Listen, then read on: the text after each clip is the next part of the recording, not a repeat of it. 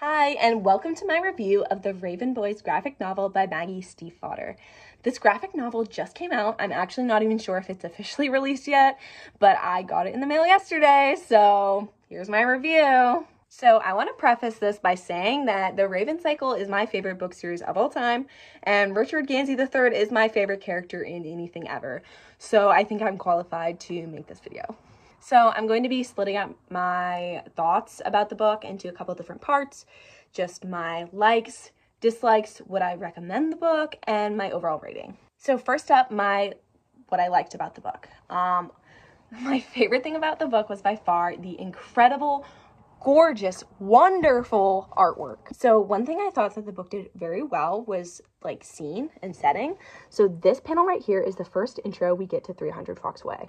And it is just so magical to me and completely encapsulates the vibe I got when reading the original. Another example right here is Monmouth, which, that's it. That is Monmouth Manufacturing right there. Like, don't play with me. And again, I think that the characters are very well done. I pictured basically every character the exact way they were depicted.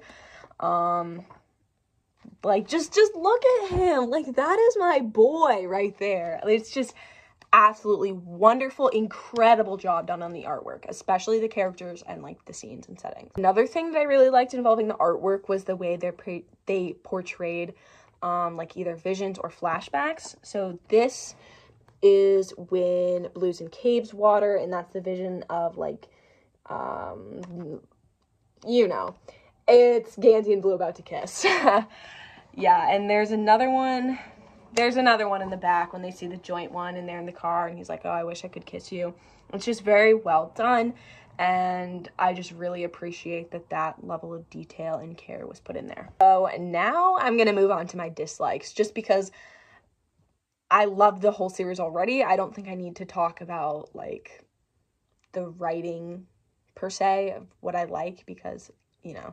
So a lot of the issues that I had, I think, came from the graphic novel format, because I think when having a graphic novel, it's automatically going to be faster paced. You're going to have to cut stuff because that's just how it is. You can't have, like, this huge, massive 1,000-page graphic novel because you have so much limited text space. Like, that's just how it is.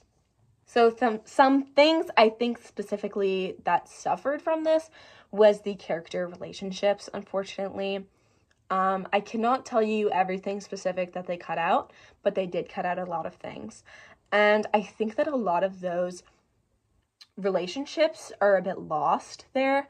Like the formation of the Gansey, I think that some of the relationships between the characters just are not there as much. You don't always have all those little character moments that made me come to love them.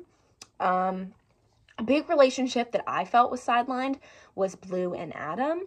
I have not reread the original books in a hot second, so I could not tell you what specifically they cut or how much they really did, but to me, I definitely recalled Blue and Adam having a much stronger presence in the first book, and while their relationship is still there, obviously, it's just not a super large part of what's going on, and that relationship becomes a source of tension between Adam and Gansey later, so I'm just kind of surprised they didn't do more with it, but they also had limited space. Now, here are two examples of cut things that I know they cut because I remembered. And I'm actually surprised that they cut these things because, to me, they're very iconic. And I think within the fandom, they're seen as iconic. I don't know. Maybe I'm just too chronically online. But the first thing is the scene in the helicopter where Ronan says, I'm always straight. And Adam's like, oh man, that's the biggest lie you've ever told. So yeah, they did cut that line, which I was surprised about because that is one of, like, the earliest moments of Pinch happening in the books. And yeah, it was sad, but I wasn't, like, heartbroken. But they also, and this made me really upset that they cut this. They cut the repugnant line where Gansey's like, sorry, your father never taught you, but, like, he was smashing your head into the side of the trailer or whatever. The fact that they cut that does upset me, because to me that is a very, very pivotal moment of Adam and Ganzi's relationship, and that is also a pivotal point to Ganzi's character. I think that Ganzi is kind of portrayed as this like very wealthy, charming, magnetic person, and I think that having him say that line shows that he is a flawed person. He's a human with flaws who makes mistakes and says insane, wild things. Because the first time I read that line in the book, I was like, dude, what is wrong with you? But at the same time, I think Adam needed to hear that. I don't think Ganzi should have said it like that, but I still think Adam needed to hear it. So yeah, those are just two examples of things I caught. There's definitely more, but like I said, I haven't done a reread, so I couldn't tell you every single specific thing. But yeah. I forgot to mention that the scene is still there, like the scene where in the car and they're like kind of arguing, and Adam still says the line about Ganzi just wanting to have all the stuff he owns in one room. They just cut that line and shortened the scene. It's like 2 pages, so it's still there, but they just cut the repugnant line.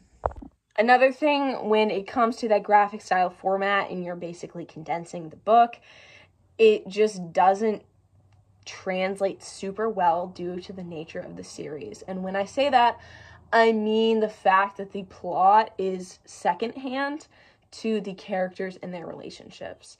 So in the original series, the plot is still important to the book, but the book is mainly based on vibes and the characters, in my opinion. There's definitely a plot, but it's just not as important as the characters.